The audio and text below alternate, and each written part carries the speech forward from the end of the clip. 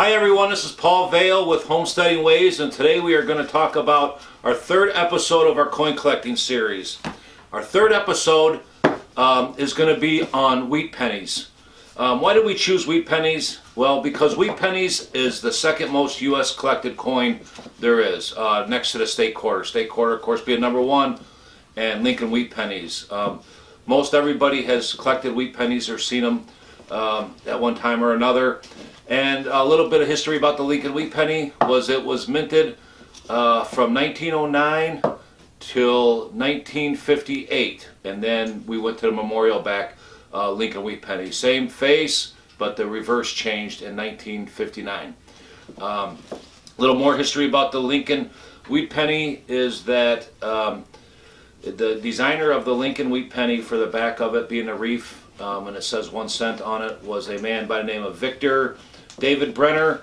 And on the 1909s and the 1909s, his initial is actually on the bottom of the Lincoln wheat penny on some of the pennies, the more rarer ones. Not all, but some were minted in 1909 and 1909s, which would be San Francisco, with his initials on the bottom, and they bring quite a bit more money than the ones not.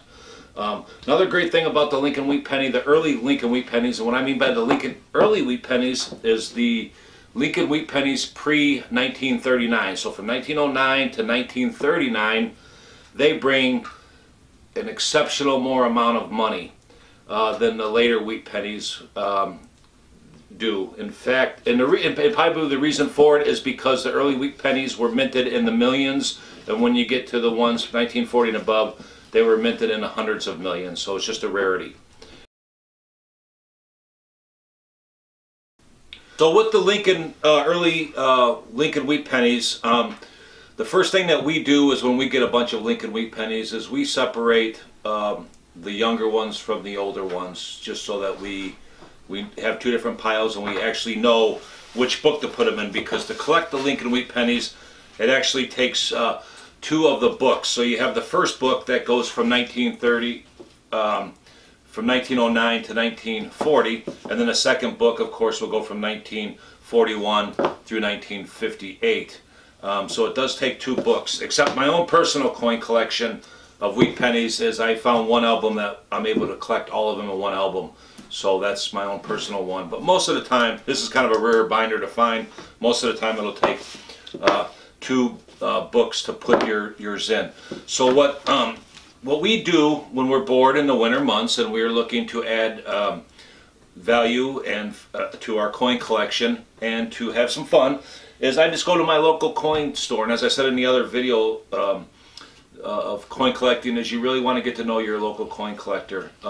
Have confidence in him and let him have confidence in you, and you can get some really good deals. So basically what we do when we get bored is we go to the, and last week I went to my local coin dealer, one of my local coin dealers, and I bought 1,000 wheat pennies. And what he does is he sells them to me for 5 cents a piece. He sells so much pennies that he does not have time to search through these. So you really never know what you're going to find. So people come into him, bring their coin collections, they need to turn into money, and he gives them probably 3 or 4 cents a piece for their Lincoln wheat pennies. And he never has time to go through them. And then I turn around, and when I go in there, I can get them for a nickel a piece. So we just did 1,000 of them.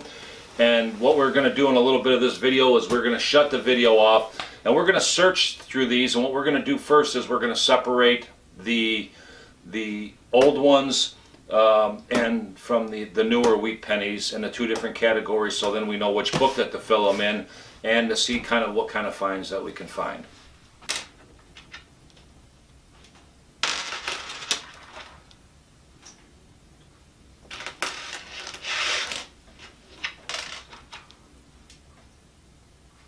Okay, so we ended up spending some time and we separated them, and it was actually, we did really good. Normally I don't do quite this good. It just happened to be some really good quality pennies in there. So we have our group of the 1940 and above, and then our group of 1939 and before. Usually you're only going to get about 1 penny to every 10 or 15 on a normal bag, but we did much better on here. So the coin dealer I went to must have bought a lot of pennies from people that were early wheat pennies. And then we were actually able to find about 30 uncirculated wheat pennies, which bring a premium dollar depending on the date, but they're really nice. It's really hard to find uncirculated wheat pennies, which means that they've never been in circulation. They're practically brand new pennies that have just been stored away. So really neat finds here. I want to talk a little bit about why wheat pennies are so popular and why we collect them and the value of them. Wheat pennies, early wheat pennies, like I said, they were minted in the thousands, some in the thousands, millions, and then when you get into the older ones, or the 1940 and above, they were minted in the hundreds of millions. There is pennies, Lincoln wheat pennies, early Lincoln wheat pennies, depending on the condition, that some are worth over $100,000. So hopefully that gets your attention. Many of them are worth $1 or more in the early pennies, and some examples are like the 1931S, well over $100 penny. The 1909S VDB, $500 to $1,000 penny on average grade.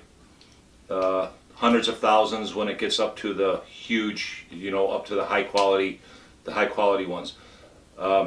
Most of them with the mint marks are more valuable in early wheat pennies, not necessary. The 1922 was a penny that was only minted in a Denver mint, but there was a rarity in that year that the D was actually taken off. They had a mint error where no D was put on, and that penny is a very high dollar penny. The 1914 D Denver mint penny, worth lots and lots and lots of money.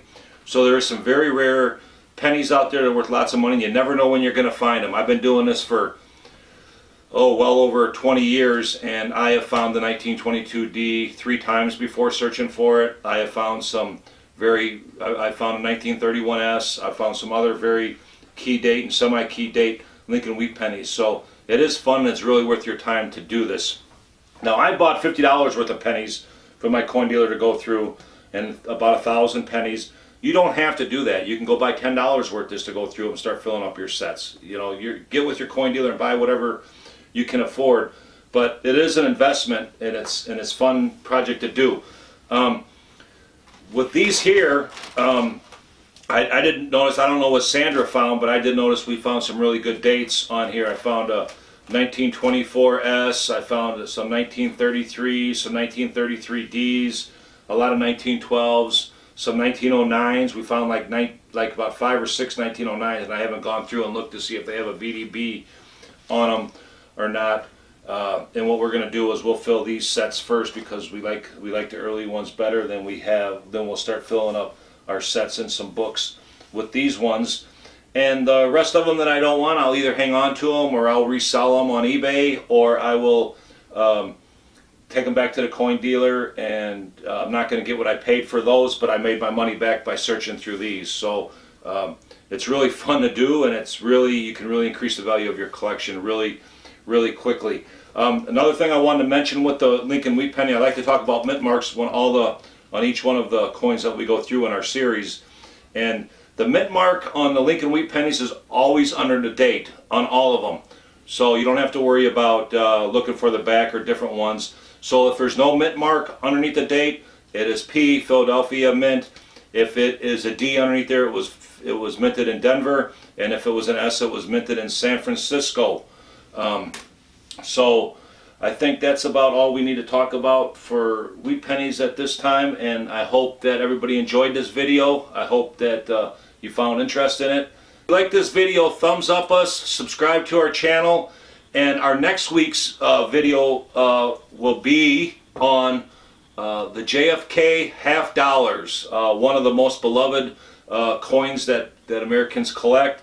Really fun. I'll show you some tricks to collecting those and how you can find some silver in collecting those by just going to your bank. So you definitely want to pay attention to that one and stay tuned for that one. It's going to be a really fun episode that we're going to do. And so thank you very much for our video, or for watching, and thanks.